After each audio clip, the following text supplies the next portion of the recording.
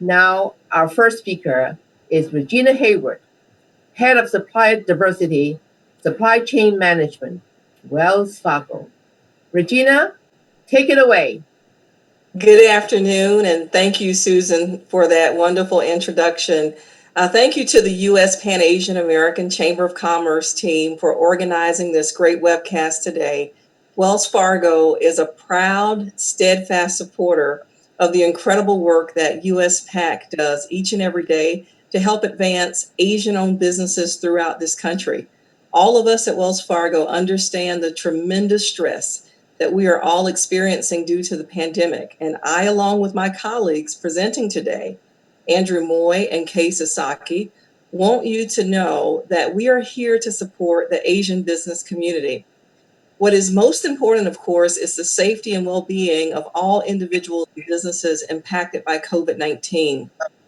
And in these unprecedented times, Wells Fargo is doing everything in our power to continue to serve diverse businesses. Throughout the COVID pandemic, we continue to work diligently and collaboratively with our clients, our suppliers, and our stakeholders to ensure that small businesses receive vital information on accessing capital, technical assistance, and support. And some of the actions Wells Fargo has taken to date include suspension of residential property foreclosure sales, evictions, and involuntary automobile repossessions. We are also offering fee waivers, payment deferrals, and other expanded assistance for credit card, auto, mortgage, small business, and personal lending customers who contact the company. When I think about supplier diversity, our team has been working diligently and collaboratively with our supply chain and capacity building partners to ensure that diverse businesses continue to receive support, resources, and opportunities that they need to make a meaningful impact. And that's why we're here today. We're here to support the continued growth of your business. Wells Fargo values and promotes diversity and inclusion in every aspect of our business and at every level of the organization. And our supply chain is no exception. Supplier diversity is Wells Fargo's strategy for ensuring inclusive procurement. We leverage minority, women, veteran, LGBT, disability, and small businesses in our supplier base. In fact, in 2019, we spent $1.3 billion with diverse suppliers. That represented 11.3% of our controllable procurement budget.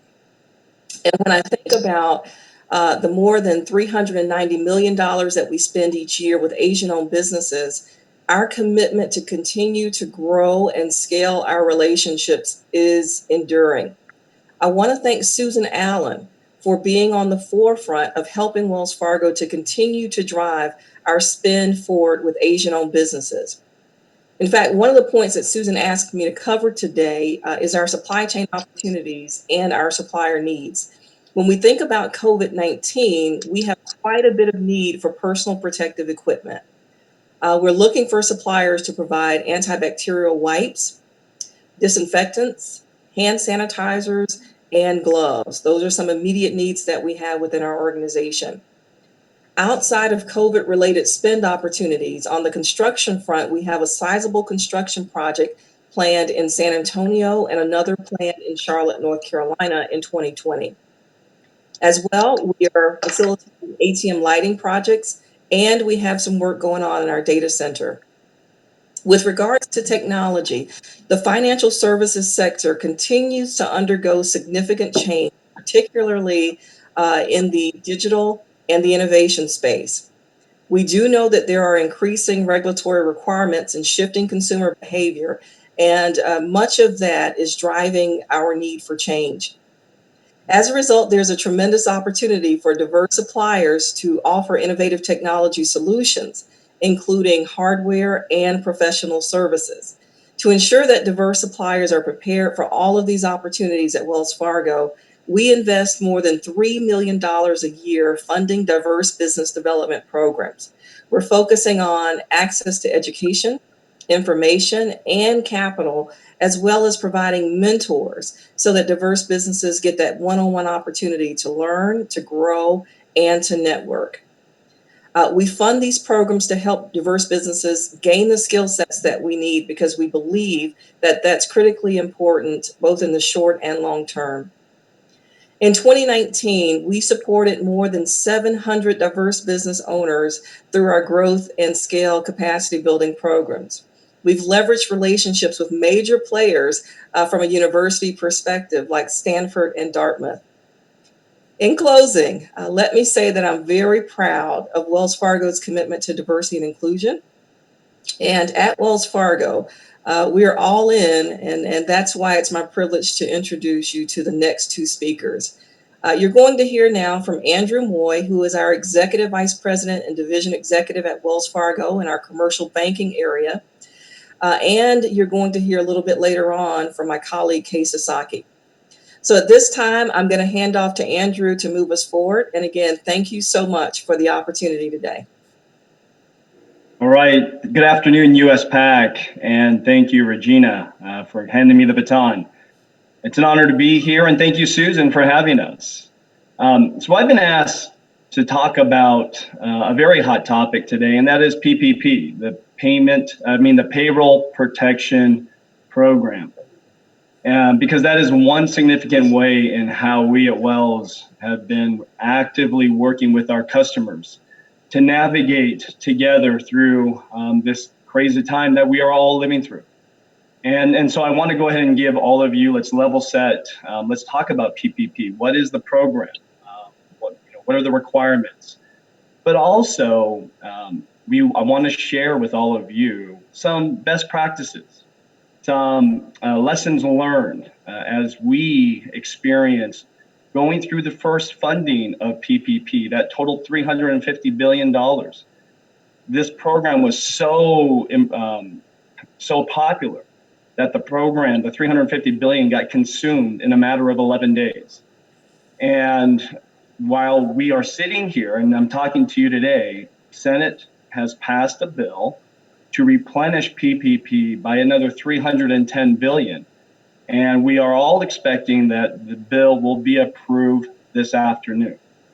And so it's exciting times. We expect a lot more activity to happen in the days to come.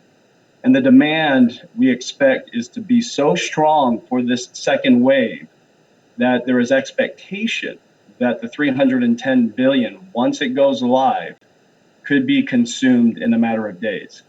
So it's important that as I share best practices with all of you, that hopefully it can help you. If you haven't submitted a loan application yet, then hopefully it will help you be most efficient and prepared. So let's talk about PPP. The reason why PPP is so popular, it's a first of its kind loan program, whereby if you comply with the program requirements, you are eligible to actually have the loan forgiven, where you don't have to pay the government back. The whole purpose of the program is to provide our small businesses, totaling 30 million across the country, access to capital at very attractive terms, but basically to keep employees on the payroll. And the way the program is built, applicants are served on a first come, first served basis. So that means, speed matters.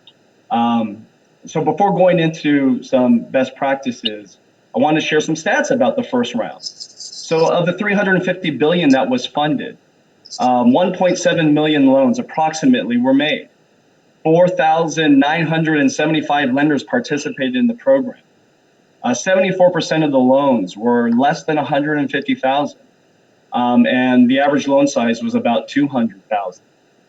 However, when you actually look at the number of dollars funded, about 45% of the overall $350 billion were for loans greater than $1 million. And I'll come back to this point because there are new guidelines that came out as early as today.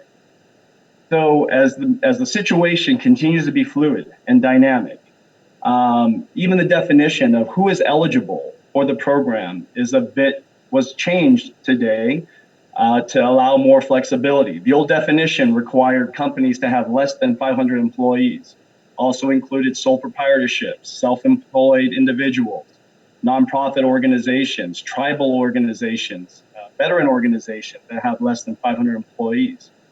But the definition has been expanded to say that if you meet the qualifications of a small business concern as outlined in the SBA, you are eligible for PPP. And so there are different tests, not just an employee test, but there's also a revenue test.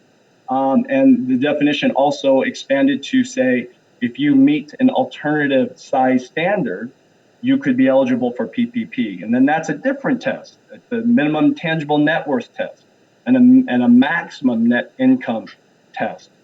So again, encourage all of you to log into the SBA website to learn more about all these nuances. Another common question, what can the money be used for? Well, the money is designed to be used to pay operating expenses. That would be payroll, rent, utilities, mortgage interest for loans that existed before February 15th of this year. And then the next question is, well, how much can I qualify for? It's all based upon the payroll expense, and it goes back to the objective of the program. So the maximum amount that a small business can qualify for is 2.5 times your average monthly compensation or your average monthly payroll expense that for the last 12 months or for 2019. And what does then what does payroll expense comprise? It's a pretty broad definition. It's salaries, wages, commission, cash tips, vacation, time off, family, sick leave, medical leave, any allowances that you had to incur to displace an employee, healthcare benefits, insurance premiums, retirement benefits like 401k contributions. All of those elements are included as part of the payroll compensation expense calculation. Also, I failed to mention state and local payroll taxes. Now, the exclusions, this is where it's important, is that if you have higher compensated employees, those making more than $100,000 in cash compensation, the amount exceeding $100,000 needs to be excluded. And if you have any employees that sit outside the U.S., they are not eligible. You cannot use their compensation expense for this program. So the new guidelines, and there were quite a few that came out today, but I want to just share a couple that I feel are quite relevant. The first one is, as we have all experienced through the first funding, there was such a mad dash of volume hitting the SBA, hitting all the banks that were participating in this program, where companies got frustrated how long it took banks to fund and to get them through the process. One of the reasons, because of the slowdown, was the fact that in the current program, banks were required to validate and confirm a borrower's calculation and of their loan request amount. All those payroll calculations a bank had to verify. Well, now the refreshed guidelines now state, and I'm going to take this verbatim, it says, providing the accuracy of the payroll calculations is the responsibility of the borrower, and the borrower attests to the accuracy of the calculations on the application. Lenders are now expected versus required to perform a good faith review in a reasonable time. So I think as we look to the second funding, lenders will probably look at how can we streamline our application review process so that we can speed it up and get applications through. But that means that there's a greater sense of burden on the borrower, on the applicant, to make sure that you're providing accurate calculations. The second thing, you probably heard in the news quite a bit, a lot of controversy of large public companies that got a PPP loan. And the purpose of the program was to help small businesses, not publicly traded companies that have access to multiple streams of capital. So there is now a new guideline that requires borrowers must certify that current economic certainty makes this loan request necessary to support the ongoing operations of the applicant. And it further states that it's highly unlikely that a public company with substantial market value will be able to make the certification. And so the interesting thing here is then there's another provision that says for companies who applied for PPP and got a loan in the first funding and chooses to repay the loan by May 7th, will be deemed by the SBA to have met this certification. So again, you hear of all the controversy of these larger companies that got these loans that probably can't certify that. Well, if they pay the loan back by May 7th, they'll be okay. So in addition to the $310 billion funding that comes through the second wave, we may see a heavy volume of larger companies who got the loans in the first tranche may be repaying. So there could be, again, a little bit more access to capital. So let's just go to the best practices. When you fill out an application, there are two things that you basically got to prove up. It's who you are as a company, and then number two, ensure the loan requested amount is aligned with program requirements. But as I had just mentioned with the new refreshed guidelines, more of that burden is going to be upon the applicant. So the first thing is that if you have not yet filled out an application, get prepared. Be fully prepared like today and gather all the required information and get it into an electronic form where you could upload to your bank. Most banks are limiting applications to existing customers, thereby relieving the duty of having to provide a lot of corporate formation documents. But if you are trying to access a PPP loan through a new lender, then get all of your corporate documentation, your corporate formation documents that would validate who you are as a legal entity, get that ready. Outside of that, you're going to need your payroll tax filings, whether it be your tax form 940, your 941, your 1099 miscellaneous form, as well as providing your payroll register for the last trailing 12 months. A full year of 2019 is suffice, but do not go back to 2018, and that's going to be one of my don'ts that we learned. Number two, definitely educate yourself. So as I just mentioned, this program just got revised. So go to the SBA.gov website and learn about what has changed and make sure you fully understand what is eligible and what is not eligible in calculating a loan and what you ultimately request. And then lastly, I would say certainly make sure that your loan calculations, the loan amount that you request, which is all based upon your payroll expense, that it can be verified or that it's aligned with all of the supporting documents that you provide, because you don't want to be caught a year from now after having a PPP loan, and if there is an audit that the SBA chooses to do, and you find out that the loan amount that you had requested is serious, it has major discrepancies with the information that you provided.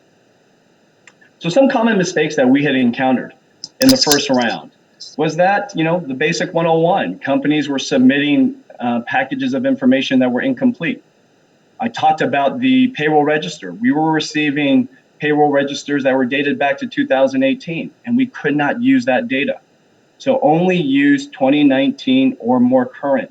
And if you are a new business that hasn't been in an establishment for more than a year, then again, just use what you can from 2019 onward. The other thing in calculating the loan amount, the common errors that we saw were those exclusions. We saw many applicants applying for loans when they provided payroll calculations where it included the full compensation amounts of higher paid employees that were making more than $100,000. So you got to be very careful about taking out the payroll expense that exceeds $100,000 per employee. And then S corps.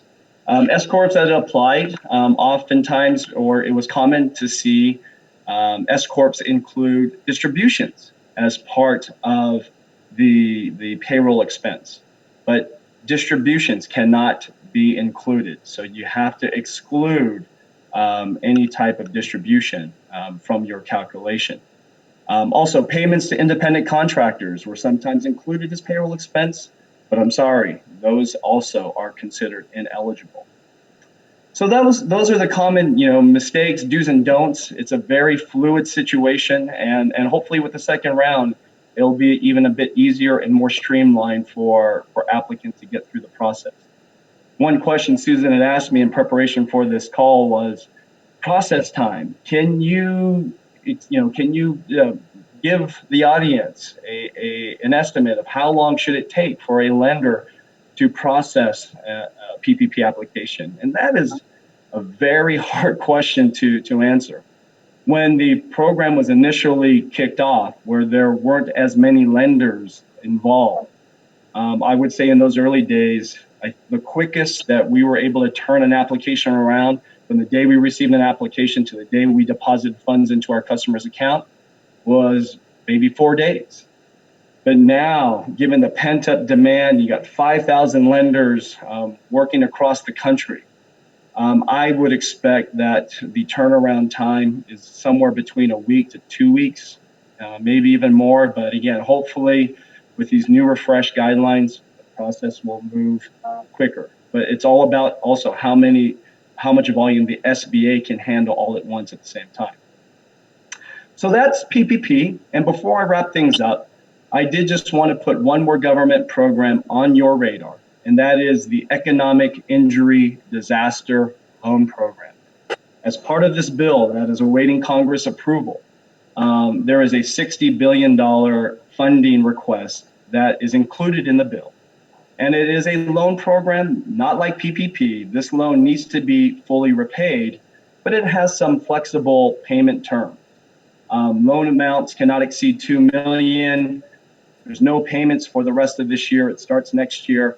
But the interesting thing is that in an order or in an effort to get funds into the hands of small business owners quickly, as soon as you make an application and you submit it to the SBA, and no banks are involved, so it's a program that's directly administered and funded by the SBA, you will get an advance of $10,000 and while you wait for the rest of your application to be processed. So in wrapping up, I want to leave with one final point. And as Regina mentioned, we are actively working with customers during this crazy, difficult time. And outside of PPP, we are working with customers across all of their financial obligations. But the one thing we do require is that if our customers need help, that they need to pick up the phone and call us so that we could have the dialogue and understand their situation. And we will be more than happy to be accommodative and work together. And so my encouragement and advice to all of you is that if you are being impacted by this difficult time, and you do need some type of relief from all of the financial obligations that you have to your banks, and you have not yet contacted them, then my advice to you is pick up the phone, give them a call, explain your situation, make your request, and I'm highly confident that your bank will be more than happy to hear you out and work with you so that we are all working together to get through this very difficult. So with that, thank you, Susan, for allowing me to have time with USPAACC today, and back to you. Well, thank you, Andrew. Thank you for your presentation that encompasses so much about PPP and the do's and don'ts and best practices. Your experience, the experience that you share from your colleagues in the bank is really fresh out of the oven. And I'm sure that our audience appreciate that too. Thank you once again to Regina and to Andrew. And would you both please stay around because we will have questions for you from the audience. If you joined us a few minutes late, this live broadcast is brought to you by the United States Pan-Asian American Chamber of Commerce Education Foundation with support from Wells Fargo, Southern California Edison, and Train Technologies. And now to tell us the economic landscape in the present and short term, and more importantly, to look into the crystal ball for the long term, we have Kei Sasaki. He leads a team of investment professionals to provide comprehensive custom and diversified portfolio management for the private bank's clients. An investment thought leader in the Northeast, Kay provides insight and interpretation of the economy and the financial markets to clients and at industry events. Kay, the floor is yours. Great. Hopefully everybody can hear me. Thank you, Susan. It's really great to be back here with USPAACC and its valued members. It's really just an important time to come together, especially with the Asian American business community. And it's always an honor and a privilege to be with you. And especially in this time of crisis, just impacting so many lives, right? Everybody, it's just unprecedented in many ways, and including the Asian American community, perhaps impacting this community beyond the more visible economic pressures. But with that being said, I was asked today to help provide support by sharing some brief economic and market insights and an overview. And I hope that along with the outlook that I hope to share can provide some incremental perspectives to some of the more widely known, widely heard, widely seen headlines that we come across every day. So to start off, maybe kicking it off with an economic overview. And of course, front and center is COVID-19. And this virus is causing, again, this unprecedented amount of pressure, exerting an unprecedented amount of pressure on our economy, and not just our own, as well as the global economy. I think we all see that. Now, I'm not going to go into figures of the virus. We all see that, and it's just blistering headlines day in and day out, minute by minute. And my focus is going to be more to take into account the interpretations of the virus's impact on the overall economy. And arguably, we are already at the early stages, the early innings of what is to become the most severe economic crisis in our recent history. I would even argue that this crisis that we're about to go into from an economic standpoint is even more severe, or will be more severe than the 2008 crisis that many of us remember to this day. Now, COVID, again, if you think about why this is actually happening, it effectively paralyzed our economy, right? When it started to materialize early in 2020 and then really started gaining steam as we start to progress through the first calendar quarter, again, the economy just went on a standstill. We saw foot traffic, retail traffic just evaporate. We saw commerce decelerate to unprecedented levels. And then again, consequently, with all of this, really just derailed confidence. And confidence, arguably, is probably the most important factor behind economic stimulus and growth. And again, that has been already derailed. And all of this said, where we are today, and I alluded to it earlier, the onset of the early stages of a recession, we are seeing COVID effectively end the longest U.S. economic expansion on record. And again, when we think about what causes recessions, I think it helps to put things into context. Historically, it's typically one of three things. One, a mistake by the central bank, our Federal Reserve. So if you think about how they can make a mistake, well, they apply monetary policy by changing their policy rate or getting involved in open market operations, such as purchasing assets in the open market. Effectively, if they move too fast or too slow, that can actually lead to an onset. And we saw a little bit of this too slow action in 2019 going back. We saw what you would call a yield curve inversion when the market was really prodding effectively the Fed to lower their policy rate, lower interest rates, and they eventually did. And then more recently, with the onset of COVID, they moved very aggressively. The policy rate is now 0 to 0.25 percentage point. The second, historically, also is inflation, runaway inflation. I think all of us on this line today can agree that we don't have to really worry about that. In fact, our forecast for the full year 2020 stands at about 1.3% against the headline CPI price index.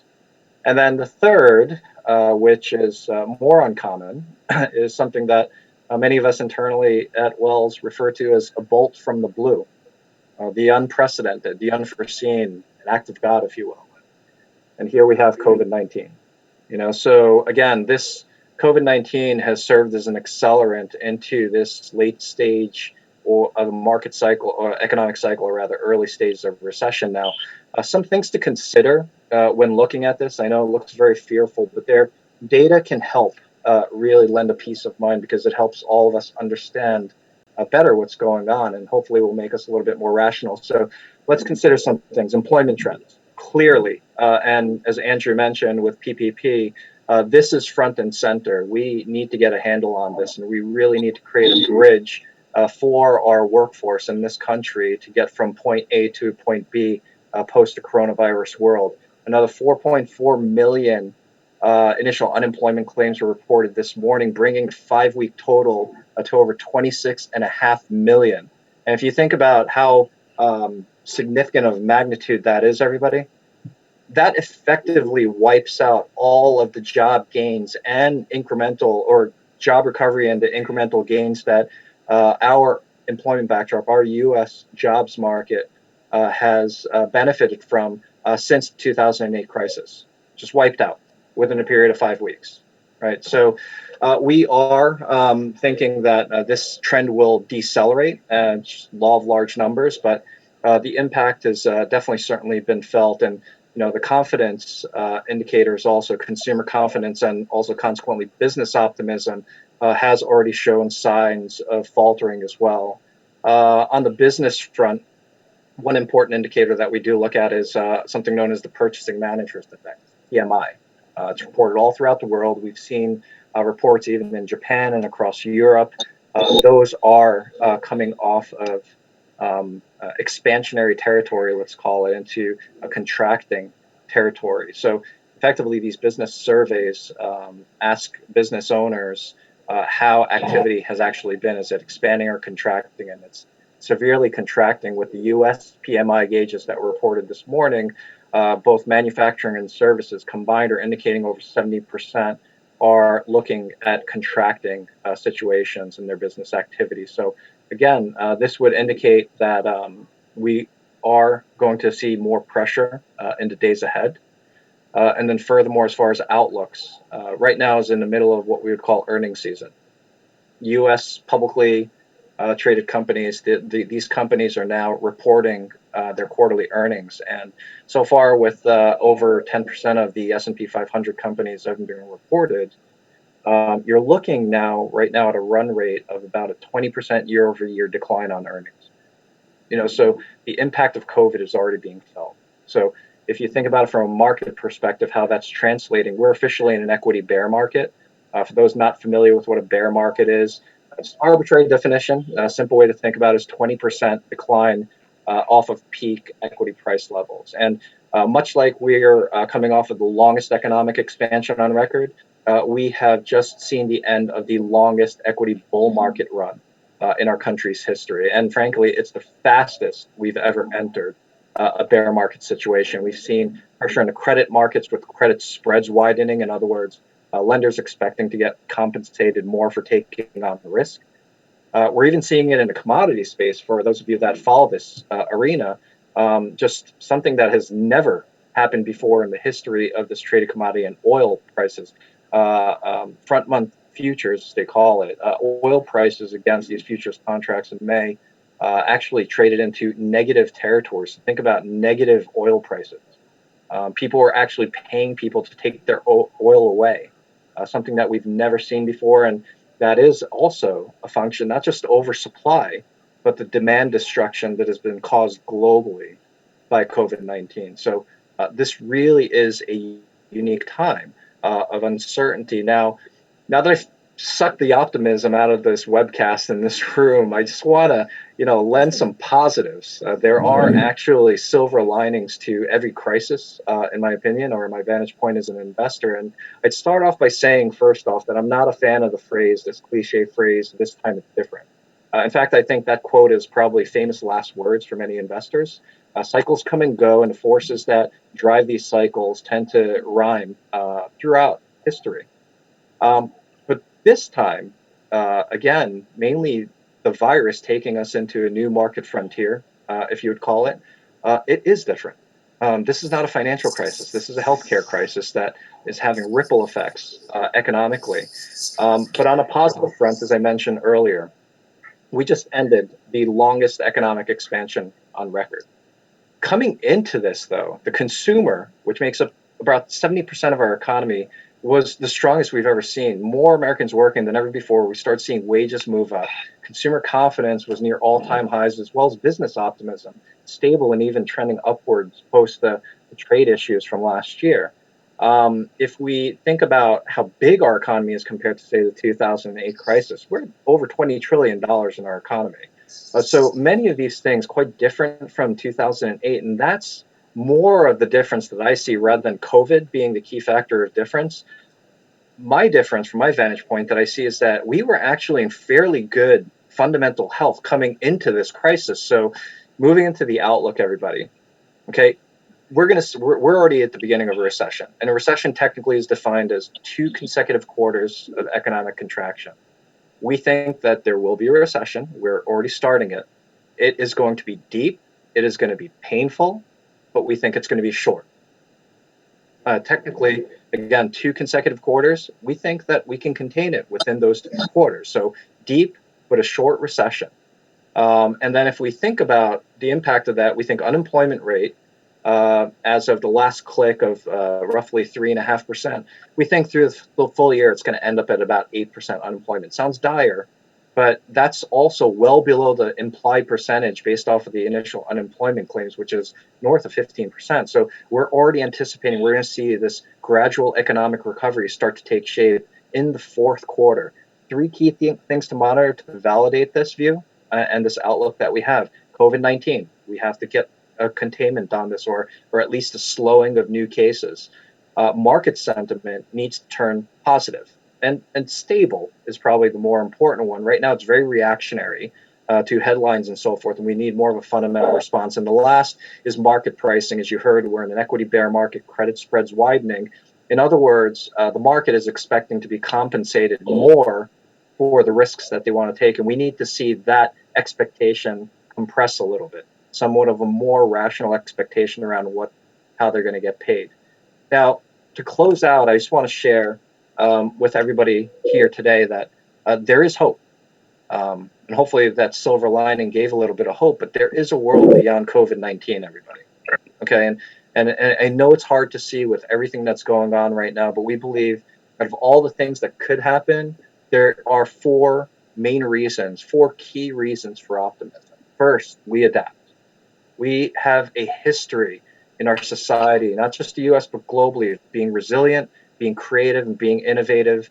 Thank you to USPAACC and all the partners that were able to even do this webcast amid all of this shelter in place. That speaks volumes. Second, the policy response. As you heard my colleague Andrew mention, not just PPP and the CARES Act, but also the pending stimulus that just went through the Senate, which is just under $500 billion in total. We also saw a record $2.3 trillion policy facility, lending facility get launched by the Federal Reserve, just as unified policy response from both government, Congress, as well as our central bank. The world needs us to succeed, and that is happening. Third, markets are functioning. I mean, the floor of the stock exchanges, for instance, are practically wiped out, yet stocks are still trading, assets are still being priced. We're having this great webinar right now, this webcast, and it's working. Markets are functional. The economy has not gone down to zero. And then lastly, I would say that there is future opportunity beyond the world of COVID. Again, the innovation and the transformation that can come from this, everybody, will present in our minds a lot of future opportunity for us all, for all of us. So with that being said, thank you, everybody. Thank you, USPAACC, for your leadership, and to all of its members for your leadership, community leadership, business leadership, and partnerships. Have hope. Brighter days do lie beyond the horizon. So, Susan, let's turn it back to you. Thank you. Wow, Kate, well, that is wonderful. You just pushed down a rate of hopes for us, and this is truly optimistic. And I can't help but feel uplifted already. And please stay around. I'm sure there'll be questions for you, Kate, also. Okay. Now To tell us more about business opportunities for small businesses, we are just lucky to have from Southern California Edison two very important persons whose jobs are to tell us opportunities in the electric utility business. We have Joyce Liu, Business Account Manager for Electric Energy Services and Products, including clean energy and electrification related solutions, and Michael Herrera, Program Manager for Supplier Diversity and Supplier Development. He manages all aspects of the company's compliance with rules, regulations, and laws that govern the inclusion and growth of small and diverse businesses in their procurement practice. Joyce, the mic is now yours. Thank you, Susan Allen and USPAACC for all that you do, especially for the Asian business community. Southern California Edison is one of the U.S. largest utilities in the U.S., and we provide safe, reliable service to over 15 million customers spanning over 15,000 square miles. With that, there are opportunities for small and diverse owned businesses to partner with us on various initiatives we have going on, as well as suppliers not only in California, but also across the US as well. And just a note on COVID-19, my heart really goes out to the businesses during this time, especially those that are impacted. And so Southern California Edison has donated over $1 million to different local nonprofits, as well as businesses and customers, to really help them in this time of need. Antonio Guterres, United Nations Secretary General, once stated, and I quote, "Climate change is the most defining issue of our time, and we are at a defining moment." So Edison has embarked on a journey called the Pathway of 2045, and it is our roadmap to carbon neutrality. And California, as some of you may know, is a leader in green energy and is committed to carbon neutrality. And Edison, we are partnering with the policymakers in making that possible. And we want to provide electricity that is decarbonized 100% across all the economy. So there are several things we are looking at. The first thing is we're looking at electricity usage to be increased by at least 60% in the upcoming years. With that, we want to deliver carbon-free sources, electricity that are from solar, wind, battery storage. In fact, studies have shown that up to 50% of California's single-family owned homes are projected to have rooftop solar in the upcoming years. So with buildings, we also want to electrify the space and water heater segment as well. In fact, we are partnering with land developers and construction managers to construct all electric homes at this time. As for transportation, that's a huge segment that we are also looking to tackle as well. By 2045, we want to put 26 million passenger vehicles on the road, which is roughly 3/4 of all the cars today. We're also looking at medium and heavy duty vehicles as well. And so this lends into our opportunity of what we call our Charge Ready program. A few years ago, we've already rolled out Charge Ready 1 pilot as well as bridge funding. And this coming year, we are waiting for state approval for Charge Ready 2. In this second phase, Edison is requesting state funding to install infrastructure and provide rebates to our business customers to support over 48,000 new electric vehicle charging ports across Southern California. Currently, we have our what we call Charge Ready transportation. So next 5 years, we are looking to install electric infrastructure to customer sites to support medium and heavy duty charging needs, such as plug-in buses, medium and heavy trucks, forklifts, refrigeration units, and so on. We're also looking to deploy DC fast chargers across Southern California to supply the needs of our charging demands as more and more people are driving electric vehicles and driving medium and heavy duty vehicles as well. Our LA County Economic Development Center, LAEDC, came out with a recent study.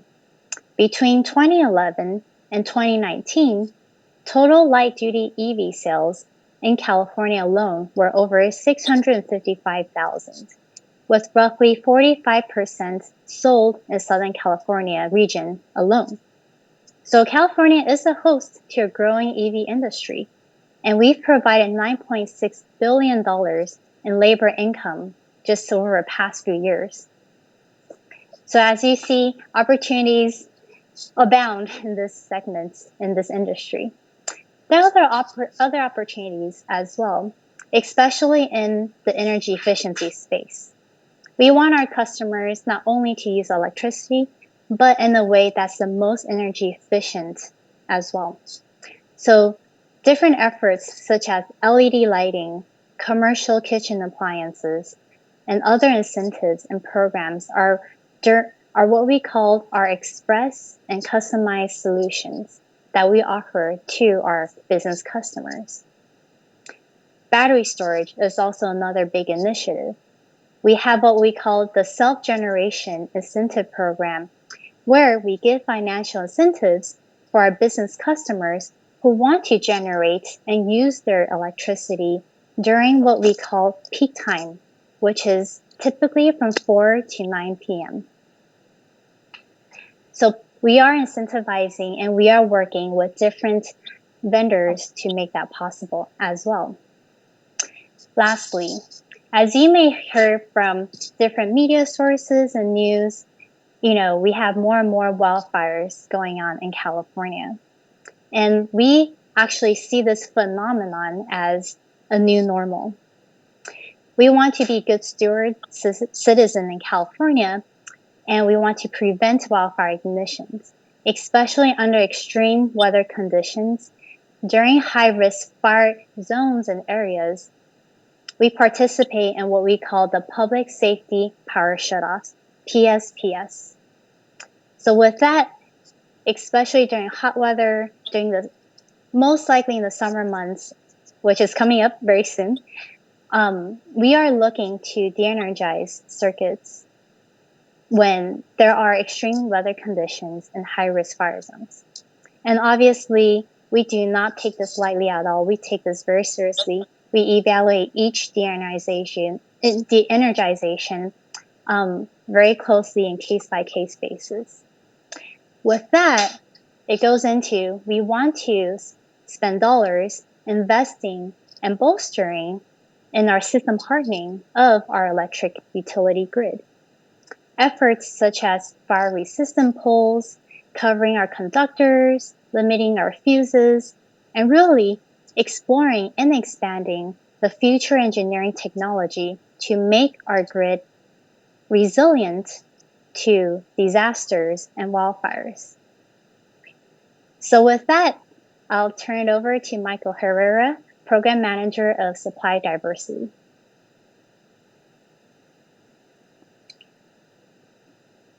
Thank you, Joyce.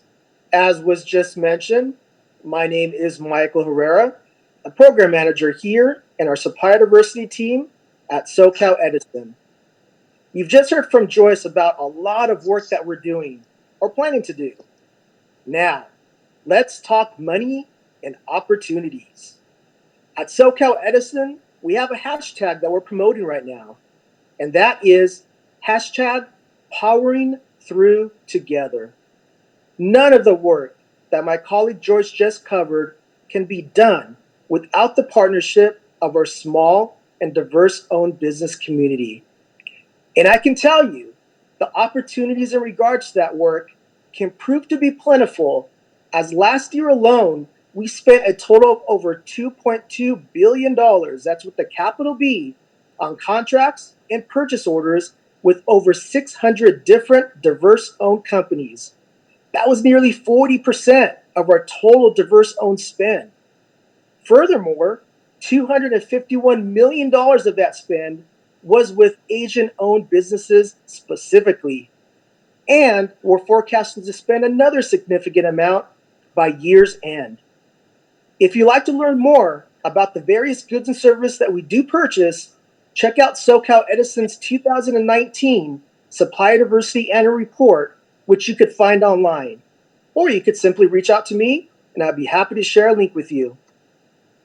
These notable metrics can't be achieved without the issuance of direct contracts with our small and diverse business community and through subcontracting opportunities with our prime contractors. For those of you who may not be aware, subcontracting occurs when our prime contractors who we already have contracts with subcontract out some of their work to small and diverse-owned businesses, something that we ask that they do in support of SoCal Edison's Supplier Diversity Program and goals. Last year, this is just in 1 year, we spent $540 million of our total diverse spend specifically through our subcontracting processes. Quite impressive, right? But it gets better. Connections to our prime contractors also opens up doors to opportunities beyond SoCal Edison, as a lot of our primes are working with other corporations, as you can all imagine. And that brings me to the introduction of our next speaker, and one of SoCal Edison's prime contractors, the Murillo Group. Not only is the Murillo Group a prime contractor of SoCal Edison and a diverse-owned contractor themselves, Yes. but they're also a contributor to our subcontracting efforts as it relates to our Supplier Diversity Program, a true Supplier Diversity champion. Representing the Murillo Group today is Elizabeth Martinez, Director of Government Relations. And with that, I'll go ahead and say thank you. Thank you, USPAACC. Thank you to those on the phone that have taken the time out to invest in your business. And I'll go ahead and turn it over to Elizabeth. Elizabeth, it's all yours. Thank you, Michael, for that introduction. And thank you, Susan and USPAACC, for the opportunity to talk about the Murillo Group and our story. First, I wanted to, appreciate and just say thank you for the honor to share our story. It's very unique, but it's very impressive. We are a prime contractor to Edison, and we have valued our partnership for many years. With that being said, not being a minority-owned company, it's the reason why we are into the Utility Supplier Diversity Program. Murillo Enterprises was created in 1999 upon entering the growing utility construction industry by acquiring our first company, the Herman Weisker. Since then, we have expanded our portfolio of companies to create integrated yet diversified services. We streamline in the process to ensure successful projects every time. Not only are we prime contractors to Edison, but other utility companies as well. Today, Murillo Enterprises generates about $500 million in revenue. This includes all construction companies like Herman Weisker, Doty Brothers, Tidwell Excavating, HW Power, Neo Electric, and Select Electric. Before I go into the subcontracting opportunities, I wanted to speak to you about who is the Murillo Group and who is Mr. Alex Meruelo. He's a son of Cuban immigrants who founded the Murillo Group in 1986. After the business ropes that his father instilled in him, which was on a tuxedo business. At the age of 23, he decided to open a new type of pizza restaurant catering to the Latinos and offering unusual toppings like jalapenos and chorizo. For us Mexicans, as you know, that's very, very unique. He bought a failing pizza joint, and from there, he started his journey. He opened within 5 years 12 pizza joints, and that's where he made his first $10 million. From there, the rest is history, which is great. Under his leadership, and quality, innovation, and diversification have become his benchmarks. These core principles instilled in the Murillo Group of families. They drive each aspect of our business from operations to management. His experience in diversified and financial strength have become the Murillo Group a premier company with holding in the following industries. Aside the Murillo Construction Division, He's also an owner of a bank called Commercial Bank here in LA. He's also the owner of Fuji Foods. It's a sushi distribution companies. And we have 3 manufacturers in California, Illinois, and Massachusetts. Now let's go into the radio and television. Mr. Alex Meruelo also owns Morello Media. We own some of the most powerful radio stations here in LA. Many of you guys may know Power 106, KLOS, 93.9, and K-Day and Channel 22. Along with that, he also owns 2 casinos, which is a Herrera Casino in Vegas and also Grand Sierra in Nevada. And recently, last year, he purchased the first minority owner, very proud to say this, he is a majority owner of the Arizona Coyotes team, hockey team. So with that being said, as you can see, we have a lot of opportunities, many subcontracting opportunities. If I could go back to the Morello Enterprises, yes, one of our commitments as Mr. Meruelo, as he was given the opportunity to become a successful business owner, providing back to the diverse businesses, we also have requirements that we are proud to share. So along with Morello Enterprises, we have opportunities on the construction side, like paving, trucking, transportation, equipment, and so forth. And along with that, we also have opportunities with our other diverse businesses. So if you have any information or any type of partnership that you are interested in, please reach out to me and I'll be more than happy to connect you to the correct person. I'm going to leave you with this. And this is a quote that I really thought really got to me as being a Latina woman. After his purchase of the hockey team, he said, "Every kid wants to grow up and play for a sports team or own a sports team. It's been a dream of mine since I was 6 to 8 years old.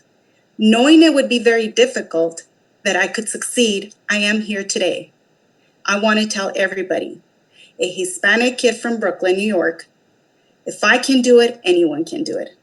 And thank you again for the opportunity, Susan. Thank you, Edison. We value the partnership. And again, if we can do anything to partner with any business out there, please reach out to me.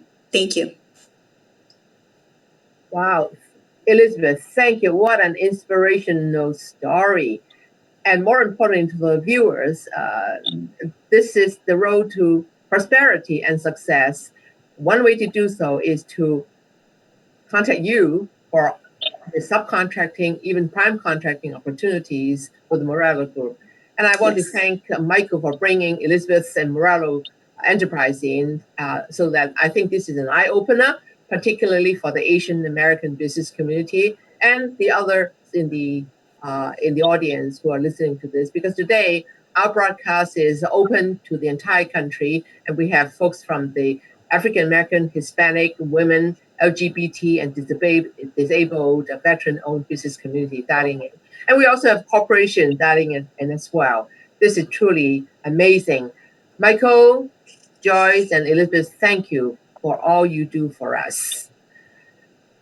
So this concludes the formal presentation of our speakers, who are indeed generous with their time and knowledge of their industries.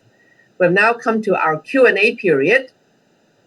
Over the course of the last hour, we've received some questions, and let me try this by order of the speakers.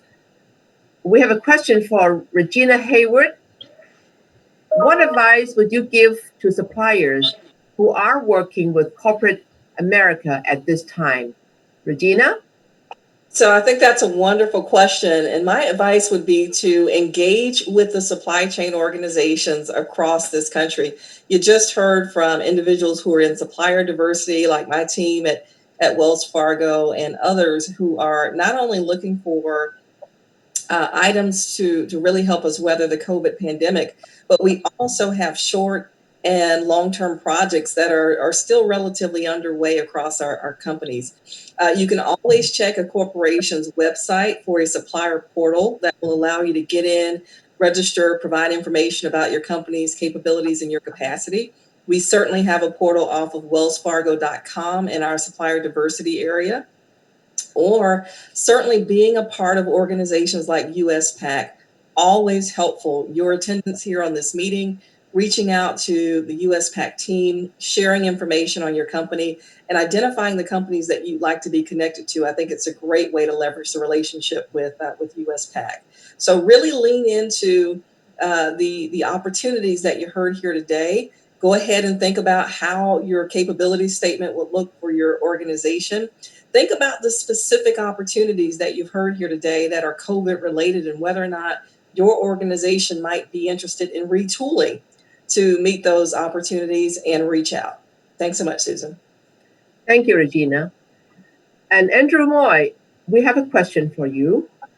What are the requirements for a PPP loan to be forgiven? Well, thanks, Susan. Good question. I forgot that point. There's two key conditions that the loan has to meet for forgiveness. One is the loan proceeds need to be used to cover the expenses that I had mentioned earlier that are considered eligible: payroll expenses, rent, mortgage interest, utility expenses. And this has to be done over the 8-week period that starts when the loan is funded. So that's considered the origination date of the loan. And then second, you got to keep your employees on the payroll. If you have already taken steps to displace some employees, that's okay. You have time to rehire them back, and it's important that you rehire them back before June 30th. And so you'll have to demonstrate at June 30th and show your payroll register of what your current run rate of payroll expense is. And if it's at the same level pre-COVID, then you are good for forgiveness. Thank you, Andrew. Kisasaki, you spoke about future opportunities. Can you be more specific about what they might be, Kay? Yeah, I'd be happy to share that. And there's a lot of opportunities, but we could boil it down here.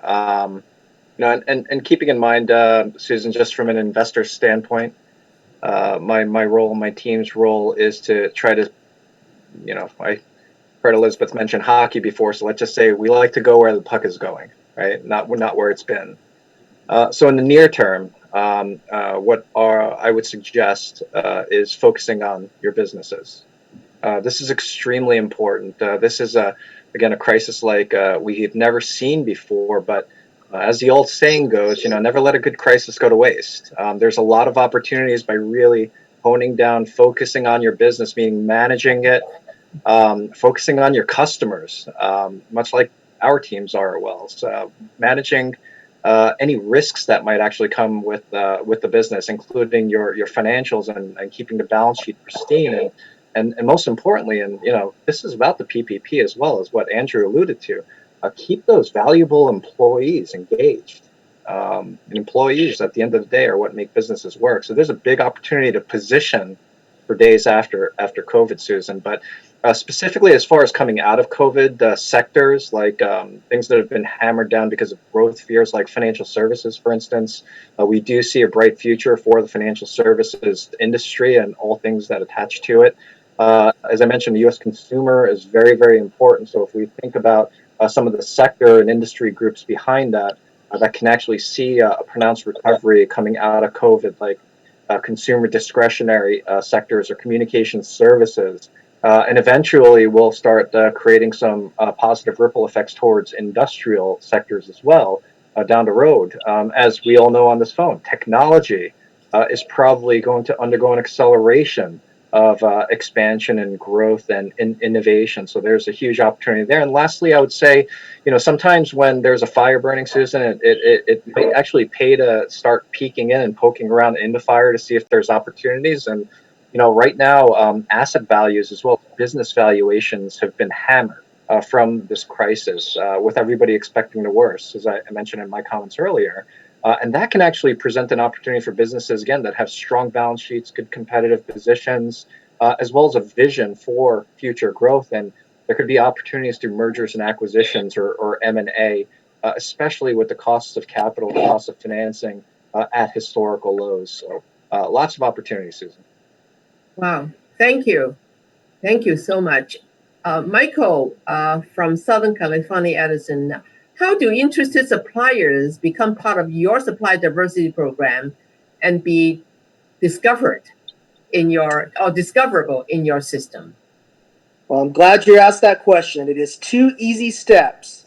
One is empower yourself to educate yourself on what SoCal Edison does, the kind of things we purchase, and what our plan is for the next 25 years. You can get all of that answered in one document, and that would be our Supplier Diversity Annual Report, which is filed annually, posted on the web. You all can go there. Like I said, find out what we're purchasing, how much monies we're spending each one of those commodities, and what our plan is for the next 25 years. The second and final step is connecting with me. Let's chat. Let's talk about whatever good or service you think we could benefit from, and we could be able to provide you some kind of assistance in purchasing from, and we'll go ahead and go from there. So 2 easy steps. Empower yourself to educate yourself more on SCE, and then connect with me. Thank you. Thank you. I'd like to ask one more question of Andrew. Andrew, Sure. what should I do if I were to apply but was told the money for PPP has run out? Well, that could very well be a likely scenario, just given what I had mentioned earlier, that the demand for the second round of funding, again, hopefully within the next couple hours, we'll get approval for the $310 billion. But that $310 billion could be easily consumed, again, in a matter of days. You got to remember, we have 30 million businesses, small businesses, and only 1.7 million loans were funded in round 1. Who knows how many in round 2? So what I would say is that the estimate and the chatter that is going on in Washington is that the real number that the small business community needs could be in excess of $1 trillion. So that's going to be up to the Senate, the President, Congress to ultimately decide the path forward. But should this next wave of PPP get approved and then consumed quickly, which we all expect, chances are that there will be a third wave and maybe a fourth. So if I were a small business, I would not stop in terms of with the application process. Just get your application and get your information together, upload it so that you're in the queue. That in the event the second wave runs out, then you'll be there first in line or close to the front for the third wave. Great strategy, great advice, great advice. Thank you, thank you. So thanks to all our speakers, we have covered a lot of materials today, and we appreciate Wells Fargo and Southern California Edison for emphasizing how important the small, minority, and diverse businesses are to the nation's large corporations. There's straight talk about how the PPP funds, through Andrew, now totaling over $600 billion, are being distributed to small businesses across the country through large and community banks, and the economic landscape that Kate talked about today and the promising future are much appreciated. So in spite of the difficult times, our speakers believe that our future economic outlook is promising. So I cannot help but think that our theme for today's webcast, Rebooting Our Economy, is quite predictive.